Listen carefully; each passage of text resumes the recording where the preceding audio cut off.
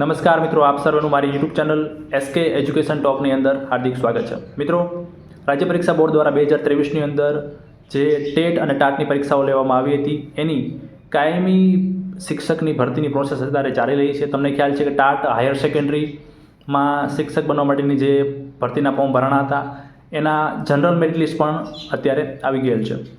હવે આ ભરતીની અંદર અંદાજે સરકાર દ્વારા અંદાજે 24,000 જેટલા શિક્ષકોની ભરતી કરવાના છે, પણ અત્યારે જે ઉમેદવારોએ 2023માં ટેટ આપી હતી એ સિવાયના પણ હજારો નહીં પણ લાખો ઉમેદવારો એવા છે કે જે એ પરીક્ષા નહોતા આપી શક્યા, કંઈક ને કંઈક રીઝનો હોવાના કારણે, કાં તો બીએડ રનિંગ હોવાના કારણે। મોસ્ટલી એ જ ઉમેદવારો હતા કે જે નહોતા આપી શક્યા કે બીએડ રનિંગ હોય અને પરીક્ષા આવી ગઈ તો, અને ઘણા ઉમેદવારો એવા પણ હશે કે જેને જે 2023માં પરીક્ષા લેવામાં આવી એમાં માર્ક ઓછા હોવાના કારણે આ જે અત્યારે ભરતી પ્રોસેસ ચાલી રહી છે એમાં વારો નહીં આવે। તો તમામ ઉમેદવારોને હું કહેવા માગીશ કે એકાદ વર્ષ કે 2 વર્ષની અંદર ફરીથી ટેટ અને ટાટની પરીક્ષાઓ રાજ્ય પરીક્ષા બોર્ડ દ્વારા લેવામાં આવશે જ। આપણે શ્યોર ના કહી શકીએ, 2025ના એન્ડમાં લગભગ શક્યતા એવી છે કે ટેટ અને ટાટની પરીક્ષાઓ ફરી વખત લેવાય।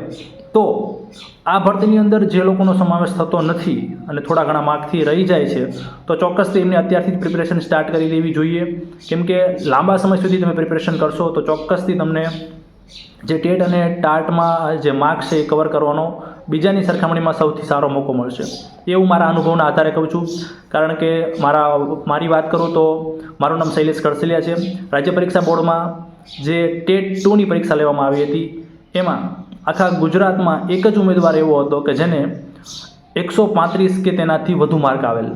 તમને ખ્યાલ છે, તમે ટેટ 2નું જે રિઝલ્ટનું એનાલિસિસ હતું એમાં પણ લખેલું હતું કે એક જ ઉમેદવાર એવો હતો કે જેને 135 કે તેનાથી વધુ માર્ક આવેલ।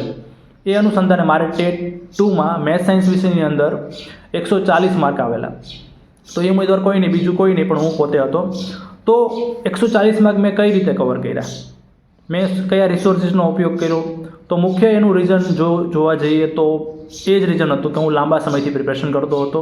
ટેટની લગભગ ટેટ લેવાની જ્યારે ટેટ 2 એના અંદાજે 2 વર્ષથી મેં ટેટ 2 કે ટાટની પ્રિપેરેશન સ્ટાર્ટ કરી નાખેલ।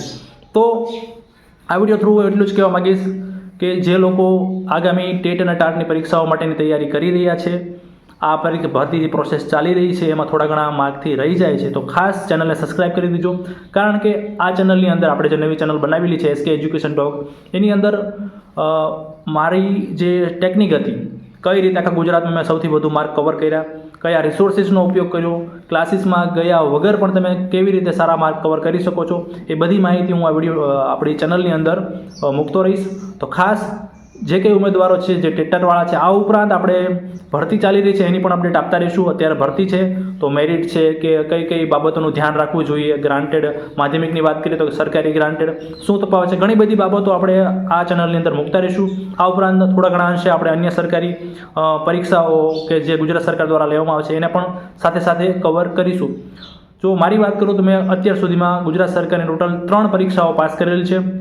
ટેટ 2 તમને અગાઉ કીધું એ પ્રમાણે ટેટ 2માં આખા ગુજરાતમાં પહેલો રેન્ક મેળવેલ છે। આ ઉપરાંત ટાટ સેકન્ડરી પણ પાસ છે, જેમાં પણ મારે અત્યારે જે ભરતી પ્રોસેસ ચાલી રહી છે એમાં વારો આવી જાય એવું છે।